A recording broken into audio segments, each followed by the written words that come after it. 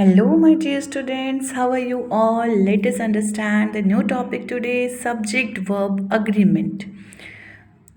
Before understanding the subject, let us know what is subject and what is verb.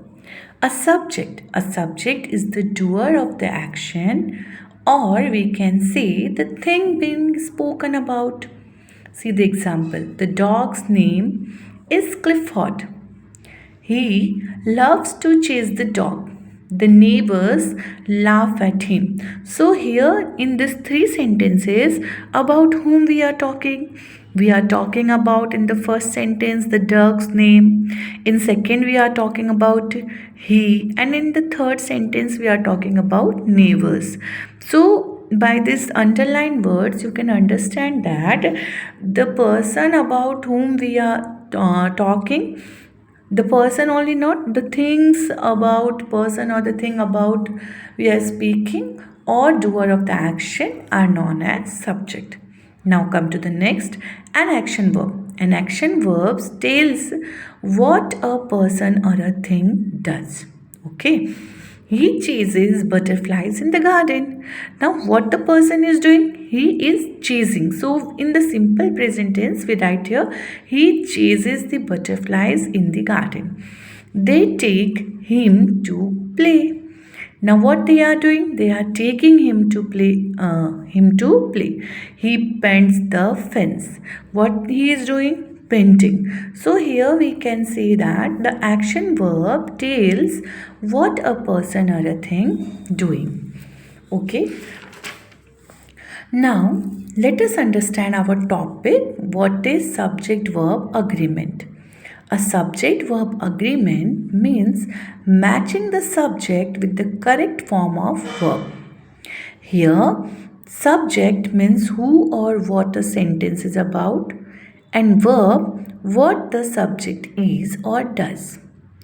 In subject verb agreement, they both agree. The subject and the verb agree with each other with respect to the number and person. So let us continue some rules for this. Rules for subject verb agreement. The first rule says a singular verb follows a singular subject and a plural verb follows a plural subject. It is very simple. He paints the fence. You know that whenever we are writing a singular verb, we add s and es at the end of the plural verb, at the end of the singular verb. He, she, it are our third person singular subjects. So see here, he is our subject which is singular. So we are using the verb paints. Okay, if in the example it would be they, then they is our plural subject. So we would be using they paint the fence. Now see here.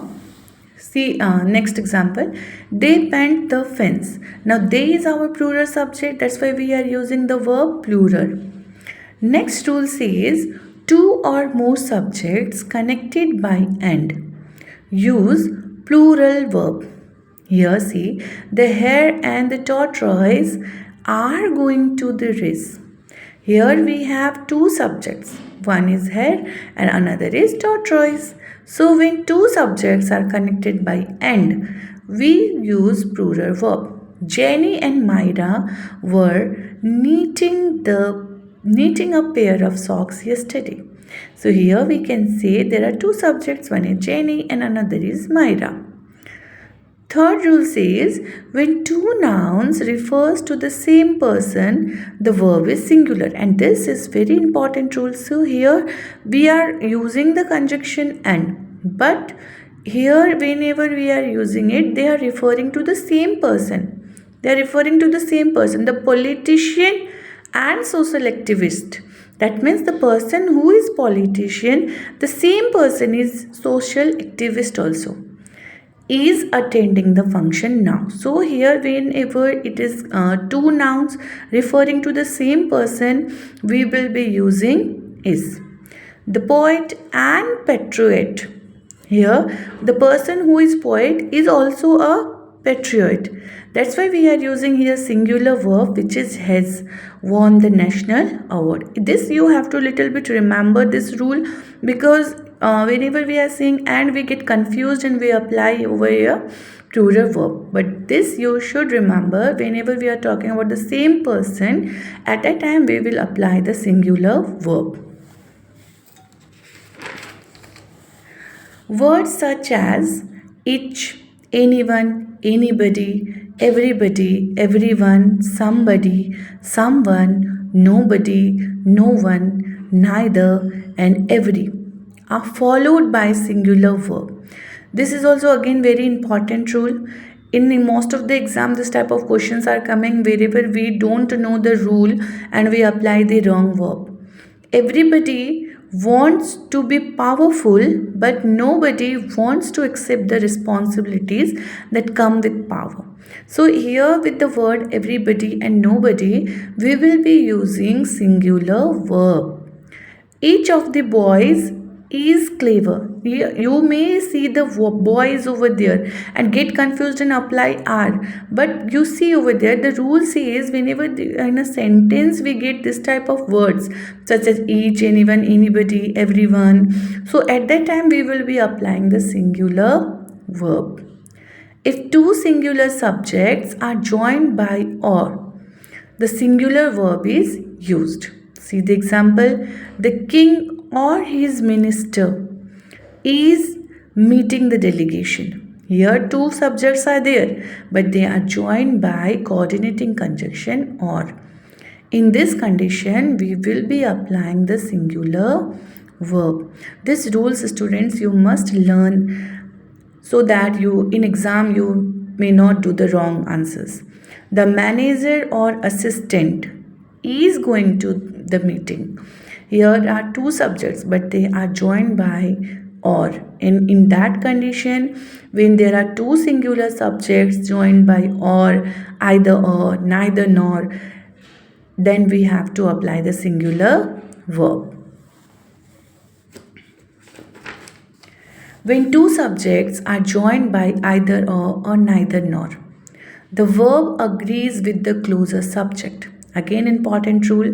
In most of the exam, these questions are asked. Neither the cook nor the drivers were telling a lie. So here in this rule, students, you have to pay attention on the subject which is closer to the verb. Here are two subjects. One is cook and another is drivers. But which one is more closer? Drivers is closer. That's why in this condition we will apply the verb according to the subject which is closer.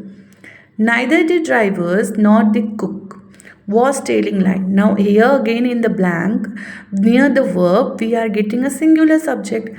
That's why we will apply the verb according to cook.